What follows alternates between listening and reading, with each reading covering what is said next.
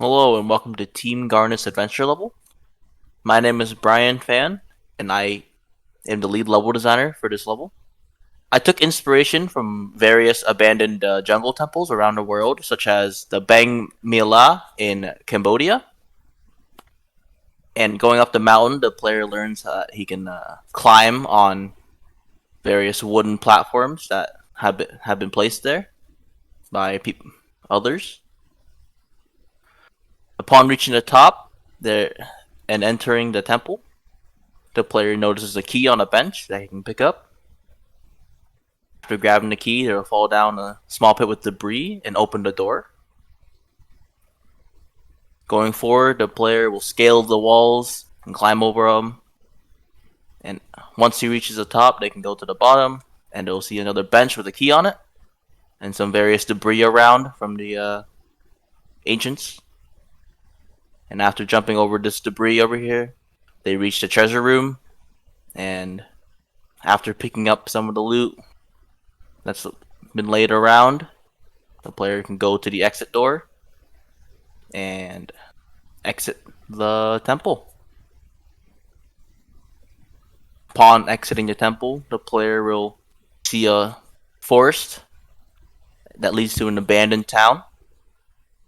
And as you go into town, you can see there's an open house that has some extra loot in it that you can pick up. And after picking up the loot, I will lead you to the next designer, Dallas Longwell. Hello, I'm Dallas Longwell, and I designed this part of the level. I drew a lot of my inspiration from games like Legend of Zelda Ocarina of Time, where the character leaves from a comfortable forest home and travels out seeking adventure. This first section ensures that the player knows how the climbing mechanic works and can use it to also, while finding treasure, look for a little bit of height and see what else they can find in the area. So it's not just a traversal mechanic. You might find something that isn't entirely necessary. This small building, almost like a hideaway point inside the cave, sets a place of respite before delving deep into the dungeon. This tunnel cuts the player off from the previous zone and reveals the Temple of the Earthen Lion. This lion, which meshed out allows it to breathe, is guarding the last bit of treasure before moving on out of this temple.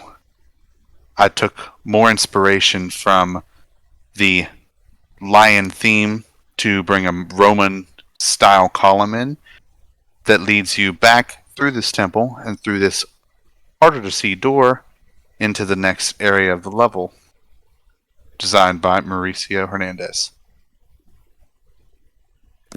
Hello, my name is Mauricio Hernandez, and I'm the lead designer of this level. This level was inspired by the early films of the Indiana Jones series. In this level, I use lighting as a way to guide the player to the direction he needs to go. You will see this very often throughout this playthrough. First, we see this light coming from this room where a chest is. As you can see, this chest is locked and requires a key. Once you turn around, you can see another room that's brightly lit and also has a chest. With a little searching, you can see another room that has light shining through it that leads the player back into this one. Once the chest is opened, the player now has the key and can go back to the first chest and open it, where they can claim their reward. This chest has some treasure that wasn't looted before you got there. Next up is the entrance to the temple you're in, which has a big pit and a destroyed bridge. Falling into this pit will cause the player to respawn at the beginning of the area. The player needs to scale the walls in order to reach the next area.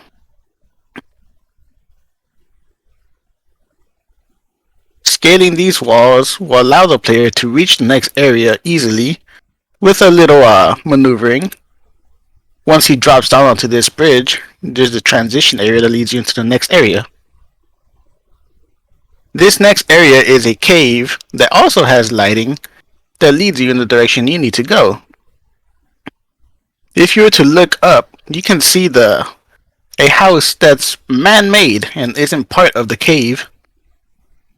And the maneuvering can be a little tricky, but you can get it down with a little bit of practice.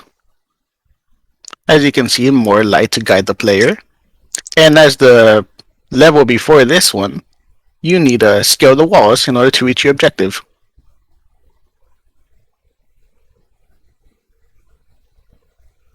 Some simple jumping will get you across no problem. And now you're here. Now once you get here, you realize that the door is locked, but there is a light shining through, leading the player to the right. Once you look right, you can see a chest that's brightly lit. Investigating this chest reveals a key. Now this is the key you need to get into the door. Now, an eagle-eyed player would have noticed that there is actually a section here that you can jump to in order to reach the door quickly. With the door now open, this leads you into an abandoned town. This town is an old town, riddled with past life. As you can see, it hasn't aged very well. Things have started. Searching the houses, you can find hidden treasures, such as, for example, this house, which reveals a hidden chalice that no one has looted yet. Past this, there are stairs that lead you to the surface, as you can see by the light shining through. Now you're in the tunnel. This tunnel hides many secrets, one of which being a treasure box. But not all treasure boxes contain treasure, as you can see by this moldy rock. Continuing forward, you pass a stream of water, and you can see more light shining through. And here's the back entrance to an above-ground temple which has been destroyed. Partly, the player needs to maneuver around the rubble to make it to the other side. Once he finds his way, he will find himself on the other side of this rubble and leading to the front entrance of the temple. Once here, you can see that the place has been overgrown and reclaimed by nature. And now this is the end of my level, and I'll pass it on to Douglas Bonner. Thank you, Mauricio. My name is Douglas Bonner. I'm the lead designer for this level. I wanted to make the player feel like they were actually in a forest leading from Hernandez's level. So I made the forest here kind of thick and jungly. As you find your way around the forest via the path, you are presented with a couple jumps up on a ledge. And then the player is opened up to the rest of my level, which is all outdoors. The player is also presented with a pitfall. If they try to jump over, they obviously will not be able to make it. They will fall in, die, and be reset. So they will have to run across again through the jungle and up the ledges. But the player also sees a tree that has been falling, or that has fallen across the gap, that they can easily go across if their balance is good enough. Otherwise they will fall in and reset again. This is a rest area with a lodge, a little cabin, some seating, some shade, and a campfire. As they drop down into the deserted town that leads, transitions from the forest to a desert, they notice there are some cliffs, like this sun glyph right here, noting that there are some treasure nearby. If they look around, they will see an open cabin that they can get a chest that has a key in it. This key is also needed if the player skips it for the rest of this level. As they go through the town, they'll see more glyphs. They see a temple glyph here, a temple and a sun glyph over there. The key they picked up is required to open this chest. So they pick that key up. With the two glyphs up here, you have the sun glyph and the temple glyph, which you require the temple key to get. In order to get the temple key, you had to get the first key. Doors open now. You can climb up another ledge or two, and you can see the town behind you. They're presented with another gap of water, meaning a stream or a river with a waterfall and a bridge to cross. If, like before, the player wants to try to jump across, they are reset because they cannot make it across. So they come back, jump up their ledges, and run across the bridge.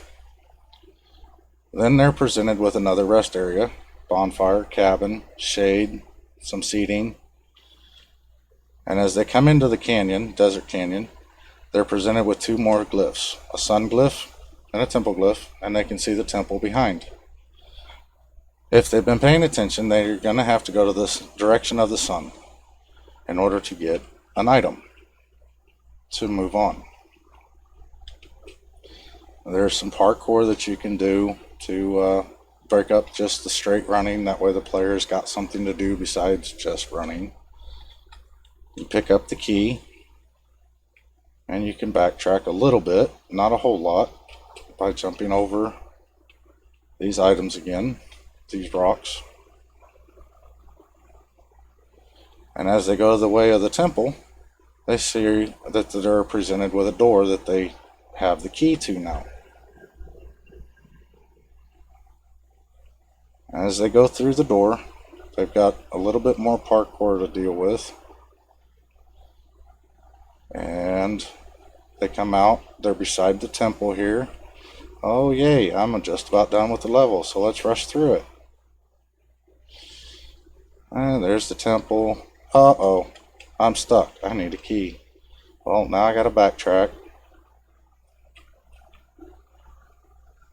And as you backtrack, you're faced with a chest that you skipped, because as you come around the corner, you did not see that. So you go in here, you open the chest. Oh, there's another key. So you grab that key, and you come back out. And if the player wants, they can take time to admire the temple. I'm actually quite proud of that temple. It took me a while to construct, but I think it turned out very well. There's some pottery sitting around and everything. So you open the door, and this leads you into the next level. And I would like to introduce the next level designer, Michael Fetterman.